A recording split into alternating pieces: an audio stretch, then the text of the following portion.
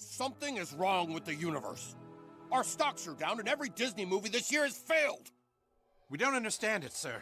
We keep making the same movie over and over and pandering to everyone, but suddenly it's not working. Then we've got to pander harder. Look, I don't want to have to say it, but I think the problem is Kathleen Kennedy. It has certainly been a rough 48 hours for Disney in general, but especially brutal for Lucasfilm's Kathleen Kennedy after South Park dropped its latest special. Now, they decided to stay away from mocking the actual Panderverse and instead focused on Disney's version. And they honed in specifically on Star Wars, the IP that cost them $4 billion, an IP that came with a huge built-in rabid fan base, a fan base who were yearning for some new material.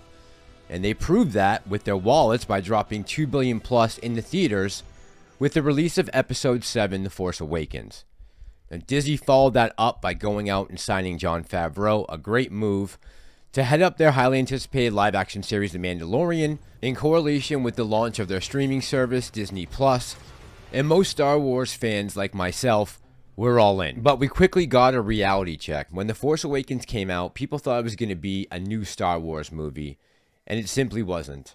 It was Disney's attempt at a remake of the original Star Wars A New Hope, and shortly thereafter, people woke up from the hype and realized this is not going to be George Lucas's Star Wars. Then came The Last Jedi, which actually pissed off most of the fan base, quickly followed up by The Rise of Skywalker, a movie that absolutely made no sense. So a $2 billion box office fell to 1.4, to ultimately a measly $1 billion, and then no more movies. Well, actually, that's not true. They replaced Harrison Ford's Han Solo with this guy, and the film actually, for the first time in Star Wars history, lost money. And then word came down from the studio execs that they were going to slow their roll when it came to theatrical releases. Now, Kevin Feige went up KK with the MCU, killed off most of the fan favorites, and tried to move more diverse characters into their roles, which ultimately also failed. It's been a complete disaster. Now, despite all the woes that Disney was facing with the box office numbers, it was quite a different story over on Disney Plus with The Mandalorian, starting with the very first episode in Season 1 when there was the reveal of Baby Yoda. The show managed to do some pretty massive numbers all the way till the end of Season 2, Episode 8, when fans finally were treated to the return of a Luke Skywalker in his prime, coming back to save the day. Something fans have been waiting for a long time. A moment so epic, in fact, that it managed to bring tens of thousands of fans to tears. And so it began, and I truly feel this was the major turning point that led to the demise of Star Wars and the state we find it in today. And it all started with one little lady making one little tweet. Now, in early February of 2021, actress GINA CARANO, who played Cara Dune, a fan favorite on the show The Mandalorian, posted a tweet where she said Jews were beaten in the streets not by Nazi soldiers, but by their neighbors, even by children. Because history is edited, most people today don't realize that to get to the point where Nazi soldiers could easily round up thousands of Jews, the government first had to make their neighbors hate them simply for being Jews. Now, just shortly after she dropped that tweet, Lucasfilm made a statement saying that GINA CARANO is not currently employed with us anymore, and there are no plans for her to be in the future, citing that her tweets were abhorrent and unacceptable. Now, at the time, there were some reports from some insiders at Disney saying that actually they had been gunning for GINA for a long time, and just a few weeks later, GINA came out and confirmed that to be a fact. And frankly, the hypocrisy of Lucasfilm and Kathleen Kennedy raving about how the Force is female and claiming they want to empower women, but then shutting them down on social media when they want to bring up their opinions. And on top of that, the fact that they allowed her male counterpart to weigh in however he wanted politically because he was coming from the same side of the aisle that the rest of Disney promotes. And honestly, this might have been the breaking point for a lot of Star Wars fans, especially because of how popular she was. And in my mind, this was the beginning of the end for Disney Star Wars.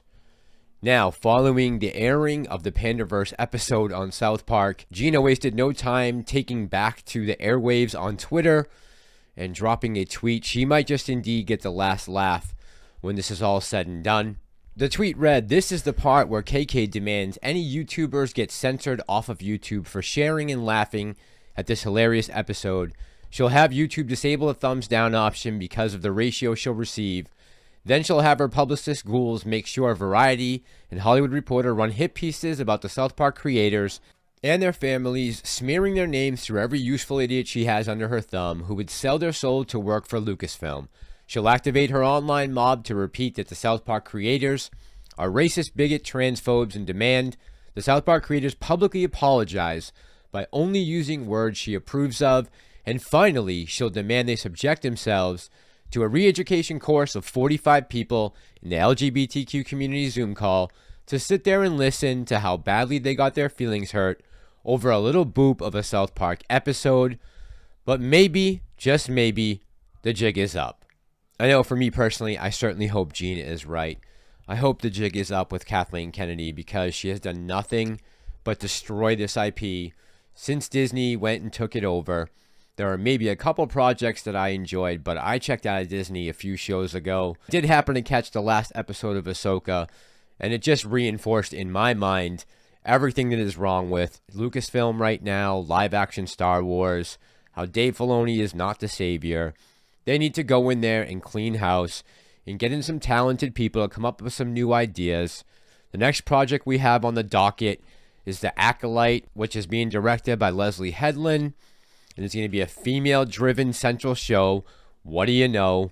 I truly hope that this Panderverse episode from South Park does wake up some people in the C-suite, especially Bob Iger right now with the possibility of a takeover from outside sources who are buying into his company and putting pressure on him.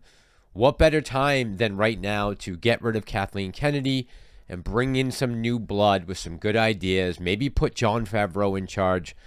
I don't know, but I'd like to see some changes made. And having a heavy position of my portfolio in AMC to go 4 or 5 years now without a theatrical release, and I think everything's got pushed back till 2027 as far as Star Wars goes. What a waste of an IP. You spent all that money and you're not being able to recoup any of it right now. You're losing money on the streaming end. For the theaters, it's really the biggest crime. Is there a problem, people? No problem at all, Mrs. Kennedy. We were just discussing Fuck Indiana Jones, put a chicken in it and make her name it gay! Sure, yeah. Well, let's try that. Again. Man, if only Disney could find people as talented as Trey and Matt over at South Park, it might be a whole different ball game. Alright, this seems as good a place as I need to call this video a wrap. We'll be going live the next 24 hours, either tonight or tomorrow night, to discuss all of this. It's some breaking news about Snow White and the 7 Starbucks baristas. Let me know, guys, in the comments down below. Did you catch the episode of the Panderverse? Do you think this seals Kathleen Kennedy's fate? What are the chances that Bob Iger finally lets her go? And as always, thank you for all the likes, the views, the comments, my new subscribers, my OGs. I appreciate each and every one of you. We are here to break the wheel. This is Ape Nation. I'm the Massalorian, and I'm out.